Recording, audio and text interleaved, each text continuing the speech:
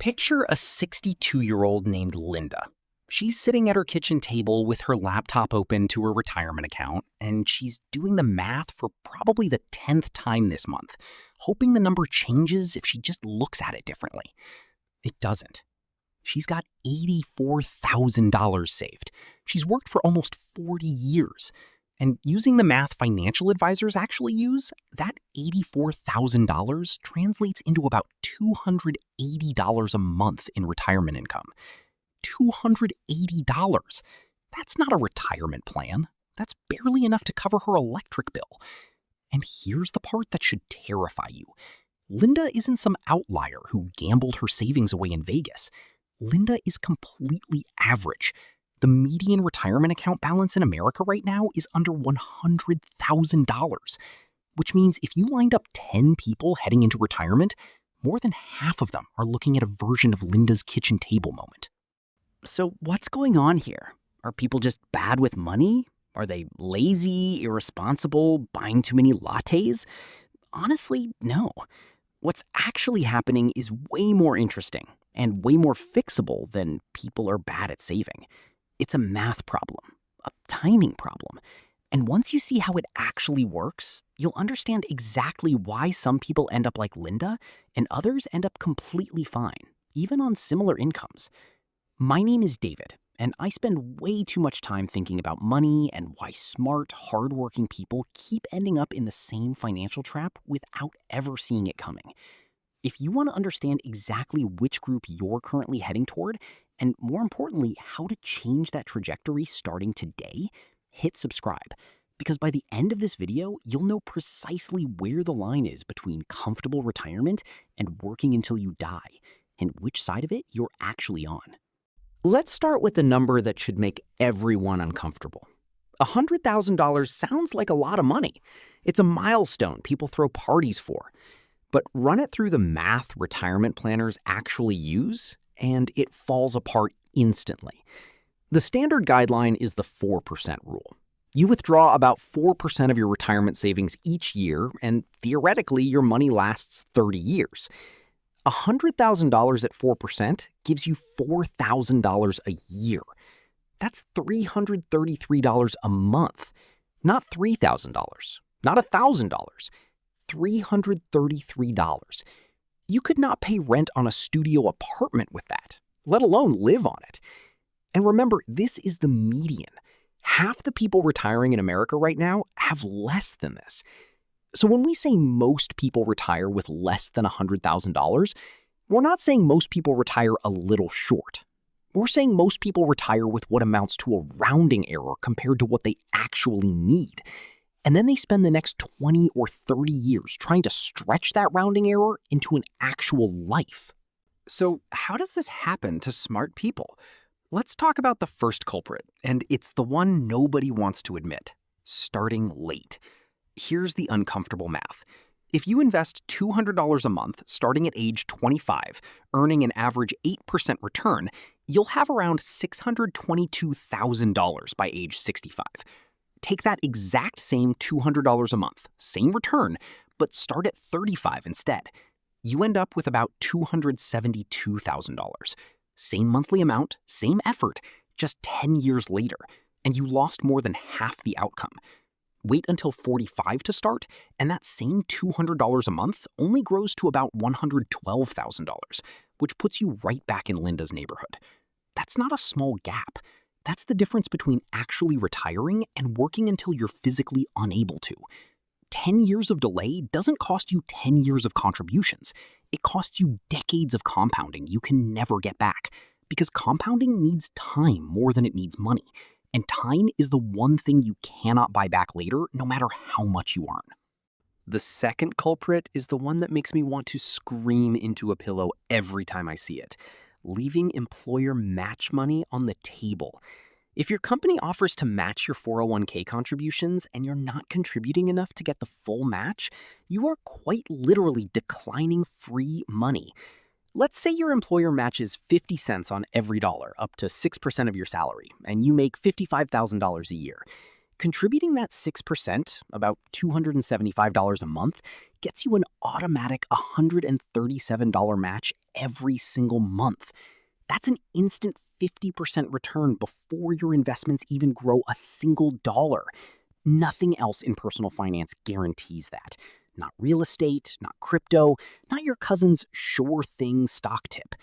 And yet, roughly 1 in 4 employees who have access to a match don't contribute enough to capture the whole thing. Over a 30-year career, that ignored match, plus the growth it would have generated, can quietly cost someone well over $150,000 in retirement money they simply chose not to pick up off the ground. Think about that for a second. That's not money they lost in a bad investment. That's money they were handed and just didn't reach out and take. Third culprit, and this one's sneaky, fees.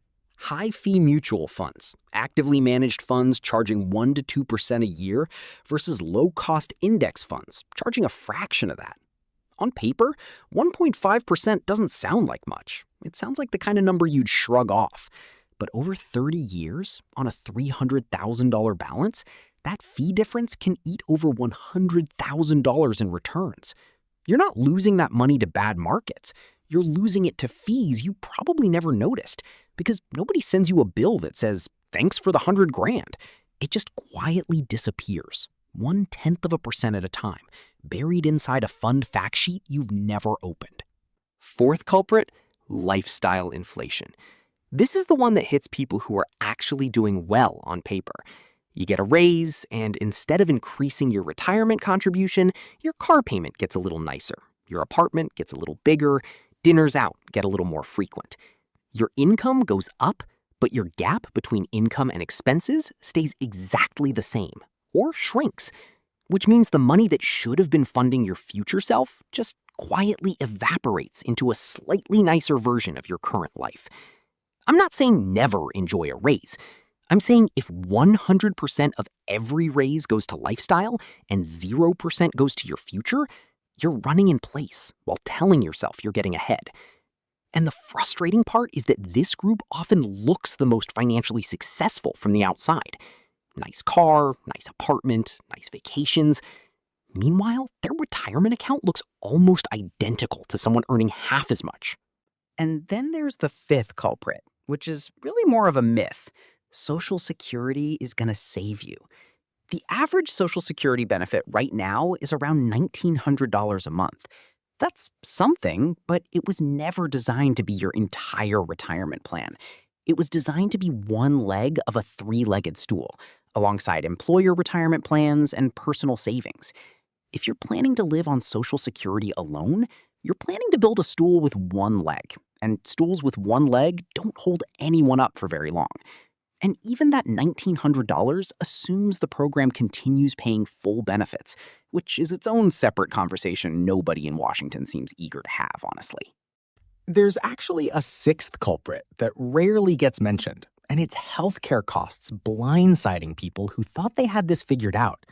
The average retired couple today needs somewhere in the neighborhood of $300,000 just to cover healthcare expenses throughout retirement.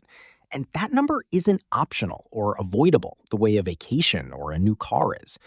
People build a retirement plan around rent, groceries, and maybe some travel. And then a health issue in their 70s wipes out a decade of careful saving in a few years. It's not that people forgot healthcare exists. It's that they dramatically underestimated it. The same way people underestimate how much a wedding actually costs until they're 3 vendors deep. Now, here's where all these culprits combine into what I call the domino effect of a bad retirement. It starts small. You start saving at 35 instead of 25 because life happened or you just weren't thinking about it yet. That delay alone cuts your ending balance by more than half. Then you don't quite hit your full employer match some years because money's tight, so you lose out on guaranteed free returns on top of the lost time. Then your 401k defaults you into a higher fee fund because nobody ever walked you through changing it, so fees quietly chip away another chunk over the decades. Then a couple of raises come and go, and somehow your contribution percentage never actually goes up with them. Then healthcare costs in your 60s turn out to be double what you assumed. By the time you're staring down retirement at 65, you're not looking at one mistake. you're looking at 5 or 6 small, forgivable decisions that compounded into Linda's kitchen table moment. None of them individually feel like a disaster in the moment. That's exactly what makes this trap so dangerous. It doesn't feel like falling. It feels like nothing happening at all until suddenly you're 60 and the math simply isn't there anymore. All right, quick pause, because I want to make sure this actually sticks. If this is the first time you've seen the real math behind these numbers laid out like this, hit that subscribe button now, because we're about to flip this whole thing around, and I don't want you missing the part that actually fixes it. Here's the good news, and it's genuinely good news. Every single one of those culprits is fixable, and most of them don't require you to earn more money. They require you to redirect money you're already touching. Step 1, capture your full employer match, no matter what else you're doing financially. Even if you're paying down debt, even if money is tight, get to whatever percentage triggers the full match first. That's a guaranteed instant return that nothing else in your financial life can compete with. Step 2, if you started late, don't panic and don't try to make up 10 years in 1 year by taking wild investment risks. That's how people turn a recoverable situation into an unrecoverable one. Instead, increase your contribution rate by 1% every time you get a raise, before you feel it in your paycheck. That single habit alone can close a shocking amount of the compounding gap over 15 or 20 years, because you're finally letting your income growth work for your future instead of just your present. Step 3, check your fees. Log into your 401k right now, today, and look at the expense ratio on the funds you're in. If you're paying more than 0.5% and there's a low-cost index option available, that switch alone could be worth tens of thousands of dollars over your career, and it takes about 5 minutes. Step 4, and this is the one people resist the most. Treat your retirement contribution like a bill, not a leftover. Automate it so it comes out before you ever see the money, the same way your rent or your phone bill does. You don't decide each month whether you feel like paying rent. You just pay it because it's not optional in your mind. Your future self deserves the same non-negotiable treatment. Step 5, if you're within 15 years of retirement, start actually modeling your healthcare costs instead of guessing. Look at what a health savings account can do for you if you're eligible, because tax-free growth for medical expenses in retirement is one of the few tools that directly targets this exact blind spot. And step 6, stop measuring your progress against some scary headline number like you need $2 million to retire, and start measuring it against your own trajectory. Are you contributing more this year than last year? Are you capturing your full match? Are your fees lower than they were? Small, consistent yes answers to those questions are what actually separate the people who end up like Linda from the people who don't. It was never really about hitting one giant number. It was about which direction you're moving in, year after year, while compounding quietly does the heavy lifting in the background. Let's go back to Linda for a second, because I don't want to leave her story on a depressing note, and I don't want you to think this video is about scaring you. Linda's story is actually still being written. She's 62, not 82. She's got time to adjust her retirement age, time to reconsider her Social Security timing, time to redirect spending in ways she genuinely can. Her outcome isn't going to look like someone who started at 25. It's just not, and pretending otherwise would be lying to you. But her outcome from here is dramatically different depending on whether she keeps doing what got her to that kitchen table moment, or whether she makes the changes we just talked about, starting this week instead of eventually. Even a few extra years of work, combined with a smarter withdrawal strategy, can change her monthly number by hundreds of dollars, which at her stage of life is the difference between constant stress and actual stability. That's really the whole point of this video. Retirement savings was never actually about the number sitting in the account.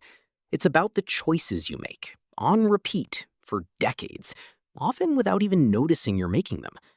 Most people don't end up with less than $100,000 because of one bad decision. They end up there through years of decisions that each felt completely reasonable in isolation. And the flip side is just as true. You don't end up financially secure because of one brilliant move either. You end up there because you quietly stacked the boring, unglamorous, correct decisions on top of each other, long enough for compounding to notice. So if you're 25 right now, this is the cheapest moment of your entire life to start. If you're 35 or 45, it's not too late. It just means these steps matter more urgently than they did 10 years ago. Either way, the line between the two groups isn't luck, and it isn't income. It's whether you start treating your future self like someone worth paying, starting today, or whether you keep assuming there will be a better, more convenient moment to begin. There won't be. This is it.